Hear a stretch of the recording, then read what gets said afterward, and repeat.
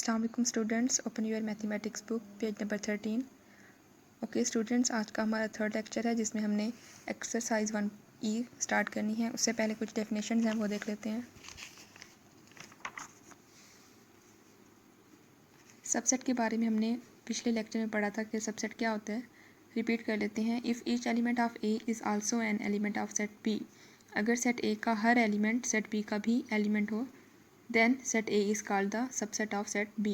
तो set A को set B का सबसेट कहेंगे। द सैम्पल, ये सैम्पल दिया गया है, is use to denote a subset. उसके बाद है thus this relation means that A is a subset of B. A B के दरमियान क्या रिलेशन है कि ये ए जो है बी का सबसेट है। उसके बाद आ जाना है प्रॉपर सबसेट पे। प्रॉपर सबसेट क्या होता है? If every element of A is also an element of set B, अगर सेट बी का हर एलिमेंट सेट बी का भी एलिमेंट हो, एंड और शर्त क्या है? एटलीस्ट कम से कम one element of B is not an element of set ए।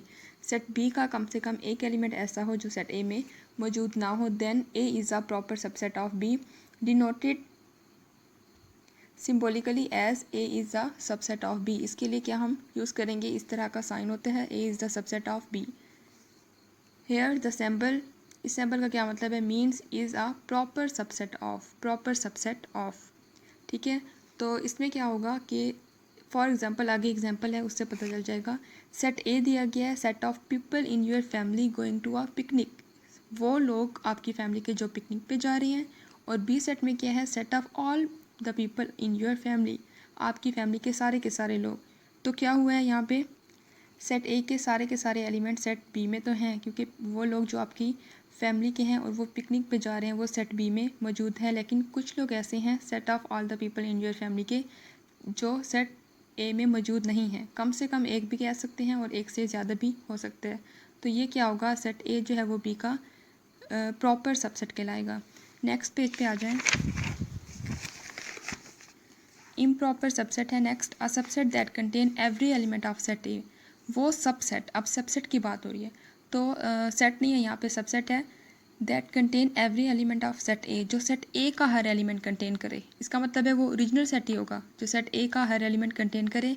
इस कॉल्ड द इम्प्रॉपर सबसेट, तो वो हमारा इम्प्रॉपर सबसेट कहलाता है। उसके बाद है of A the improper subset and original set are equal. Improper set और ओरिजिनल सेट क्या होंगे? बिल्कुल इक्वल होंगे, as they contain the same element, क्योंकि उनमें नंबर ऑफ एलिमेंट जो है वो बिल्कुल सेम होंगे।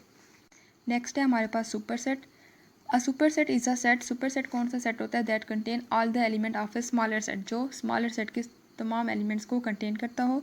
फॉर एग्जाम्पल, सेट ए में 1 2 3 है और बी में 1 2 3 4 5, तो बी क्या होगा? ए का सुपर सेट, क्योंकि बी के एलिमेंट्स हैं वो ए के सारे एलिमेंट्स को, छोटे सेट को, स्मॉलर सेट के सारे एलिमेंट्स को कंटेन करते हैं। और इसको एक्सप्रेस कैसे करते हैं? इस फॉर्म में। ठीक है, B is the super set of A. Subset का उलट निशान है ये। नेक्स्ट आ जाता है पावर सेट। पावर सेट क्या होता है? A power set is the set that contains all the subsets, जो सारे के सारे सबसेट को कंटेन करता हो। That can be possibly created from an original set, यानी हम एक ओरिजिनल सेट लें और उसके सबसेट बनाएं। सबसेट बनाना अभी हमने सीखा नहीं है, वो बाद में सीखेंगे कि किस तरह बनाते हैं। तो पावर सेट क्या होगा? वो सारे के सारे सबसेट को वो कंटेन करता होगा, ऐसा सेट हमारा पावर सेट कहलाता है। ओके, हमने जितनी भी डेफिनेशंस पढ़ी हैं उससे रिलेटेड कुछ फिल इन द ब्लैंक्स और एमसीक्यूज आएंगे। एक्सरसाइज 1E जो आज का हमारा टॉपिक है, fill in the blanks. A unit set is also called a dash. Unit set का हमने सेकंड नेम पढ़ा था सिंगल्टन सेट, तो यूनिट सेट को हम क्या कहते हैं? Singleton. A set of all integer is an dash, तमाम के तमाम इंटीजर जो हैं जेड सेट होते हैं वो सारे क्या, कौन सा सेट होता है? फाइनाइट नहीं होता, क्योंकि हम उन्हें काउंट नहीं कर सकते, तो वो हमारा इनफाइनाइट सेट कहलाएगा। 10 सैम्पल, ये सैम्पल आपको पता है एम्प्टी सेट के लिए, वॉइड सेट के लिए या नल सेट के लिए यूज़ होता है। आप कोई भी इन तीनों में से लिख सकते हैं, एम्प्टी, वॉइड और नल सेट। नेक्स्ट है two set that contain the same number of elements. दो सेट जो बिल्कुल सेम नंबर ऑफ एलिमेंट्स, उनको हम क्या कहते हैं? Equivalent set are called dash set, तो वो हमारा इक्वेलेंट सेट है, क्योंकि सेम के आगे नंबर ऑफ एलिमेंट्स है। सेम एलिमेंट्स होता तो वो इक्वल होता, नंबर ऑफ एलिमेंट्स तो equivalent. A dash set contains all the possible subset of A set. अभी हमने पढ़ा है पावर सेट के बारे में, जो सारे पॉसिबल सबसेट को कंटेन करता हो वो हमारा पावर सेट होते हैं। अ proper subset is denoted by the sample. अभी हमने पढ़ा है प्रॉपर सबसेट जो है उसको हम इस तरह से डिनोट कर सकते हैं, ये उसका सैम्पल है। नेक्स्ट है the number of element is a set is called its. Number of elements किसी भी सेट में क्या कहलाते हैं वो आप देखें ऊपर बिल्कुल फर्स्ट पे है कार्डिनलिटी ऑफ ए सेट।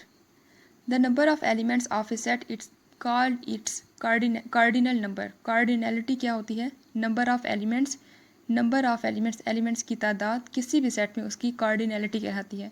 यानी कोई भी सेट आपको दिया जाए तो इसमें कितना नंबर ऑफ एलिमेंट्स हैं? 1 2 3 4, तो इसकी कार्डिनलिटी क्या होगी? 4। तो ये भी आपकी फिलिंग इन ब्लैंक है। The number of elements in a set is called its dash, तो वो आप लिख देंगे कार्डिनलिटी। नेक्स्ट है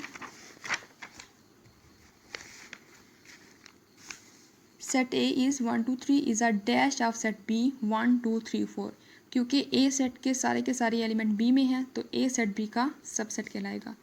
ओवरलैपिंग सेट के बारे में हमने पढ़ा था। Overlapping sets have at least one dash element. उसमें क्या होता है? कम से कम एक कॉमन एलिमेंट होता है। The universal set for A equals to 1 3 5 and B equals to 2 4 5।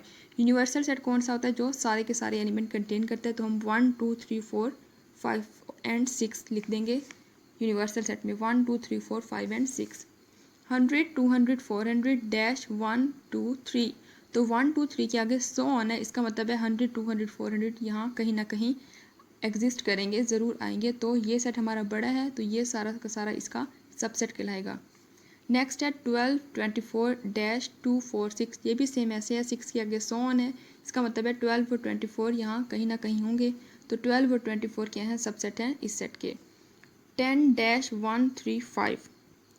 अच्छा, इसको सॉल्व करने से पहले ये देखें, ये हमारा जो सेट है 1 3 5 एंड सो ऑन, ये हमारा सेट ऑफ ऑड नंबर है। इसमें हमारे पास अगर हम आगे देखें 1 3 5 7 9 11 होगा।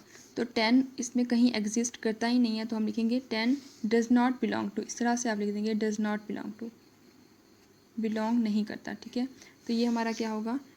10 doesn't belongs to this set. Next है 1 3 5 1 2 3 एंड सो ऑन डैश 8 10 12। तो 8 10 12 इसमें एग्जिस्ट करेंगे क्योंकि ये हमारा नेचुरल नंबर का सेट है। तो ये सेट बड़ा है तो ये सेट इसका क्या कहलाएगा? सबसेट कहलाएगा। 1 3 5 डैश 3 5 1 बिल्कुल सेम है एलिमेंट्स, तो ये इक्वल होंगे। कसूर लाहौर मुल्तान डैश पाकिस्तानी सिटीज़। तो ये पाकिस्तान के सिटीज़ हैं और ये तीनों के तीनों इसमें एग्जिस्ट करते हैं। तो हम क्या करेंगे? ये इसके सबसेट कहलाएगा। A B dash vowels of the English alphabet. तो ए बी इंग्लिश अल्फ़ाबेट्स में क्या होते हैं? इसमें मौजूद नहीं होते। अगर हम इन दोनों सेट्स को देखेंगे तो ये दोनों सेट्स इक्वल नहीं होंगे, आप लिख देंगे नॉट इक्वल। इस तरह से साइन भी लिख सकते हैं और नॉट इक्वल भी लिख सकते हैं। नेक्स्ट है हमारे पास state whether the followings are true और फॉल्स। ये कुछ ट्रू फॉल्स हैं, ये आप लोगों ने खुद करने हैं, बिल्कुल इसी तरह जो हम डेफिनेशंस पढ़ चुके हैं उसी से ही रिलेटेड हैं। नेक्स्ट है हमारे पास डिफाइन द फॉलोइंग टर्म्स। ये फॉलोइंग टर्म्स जो हैं फाइनाइट से लेकर सबसेट तक ये 10 हैं, ये आगे भी हैं, पावर सेट तक हैं। ये 14 आपकी डेफिनेशन हैं, ये आप लोगों ने करनी है। ओके, आज का लेक्चर हमारा यहीं पे एंड होता है। नेक्स्ट हमने MCQs करने हैं, ये इंशाल्लाह हम अपने नेक्स्ट लेक्चर में करेंगे। जितना भी हम पढ़ चुके हैं ये आपने अच्छे तरीके से याद करना है और अपनी नोटबुक पे लिखना भी है। ओके स्टूडेंट्स, थैंक यू, अल्लाह हाफिज़।